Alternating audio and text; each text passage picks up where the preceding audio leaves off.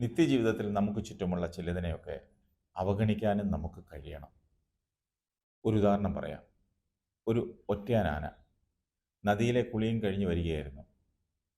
ഒരു പാലത്തിനടിയിലെത്തിയപ്പോൾ ചെളിയിൽ പുതഞ്ഞൊരു പന്നി എതിരെ വരുന്നു.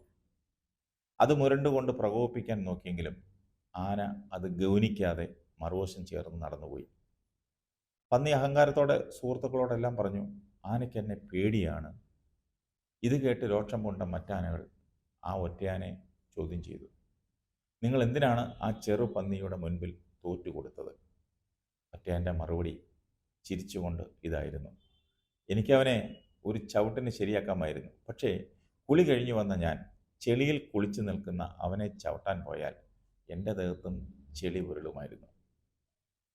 വഴിയിൽ കാണുന്ന എല്ലാറ്റിനോടും അംഗത്തിന് പോകരുത്. എല്ലാവരുടെയും അഭിപ്രായങ്ങൾക്ക് ചെവി കൊടുക്കേണ്ട കാര്യവുമില്ല. എല്ലാ കവലകളിലും സോഷ്യൽ മീഡിയയിലും ഒക്കെ ഇരുന്ന് നേരം പോക്ക് പറയുന്നവരും വാഗ്വാദം നടത്തുന്നവരും പരിഹസിക്കുന്നവരും ആക്ഷേപിക്കുന്നവരും വ്യക്തിഹത്യ നടത്തുന്നവരും ഒന്നും ഒരിക്കലും ഒരു ലക്ഷ്യസ്ഥാനത്തെത്താറില്ല. ഒരാളുടെ നിലവാരം തീരുമാനിക്കുന്നത് അയാളുടെ സുഹൃത്തുക്കൾ മാത്രമല്ല, എതിരാളികൾ കൂടിയാണ്. മാന്യനായ പ്രതിയോഗി മാന്യമായി മത്സരിക്കും. നിലവാരം കുറഞ്ഞവരോ എതിരാളിയുടെ മാന്യതയെ പോലും ചവിട്ടിത്താഴ്ത്തും. ചെളിയിൽ നിൽക്കുന്നവരുമായി ഒരിക്കലും മത്സരത്തിന് പോകരുത്. നമ്മുടെ ദേഹത്ത് ചെളി പറ്റും എന്നതുകൊണ്ട് മാത്രമല്ല, എതിരാളികൾക്ക് ചെളി മാത്രമാണ് ഇഷ്ടം. അതുകൊണ്ടും കൂടിയാണ് അങ്ങനെ പറയുന്നത്. പണ്ടുള്ളവർ പറയാറില്ലേ, നാറിയവനെ ചുമന്നാൽ ചുമക്കുന്നവനും നാറുമെന്ന്. നമ്മളിൽ പലരും അതുപോലെയാണ്. നാറിയവരെ ചുമക്കും, ഒടുവിൽ നമ്മളും നാറും. പഴമക്കാർ പറയുന്നത് എത്രയോ ശരിയാണ്. നമ്മൾ പലതും കേട്ട പാപം പോലും നടിക്കാറില്ല.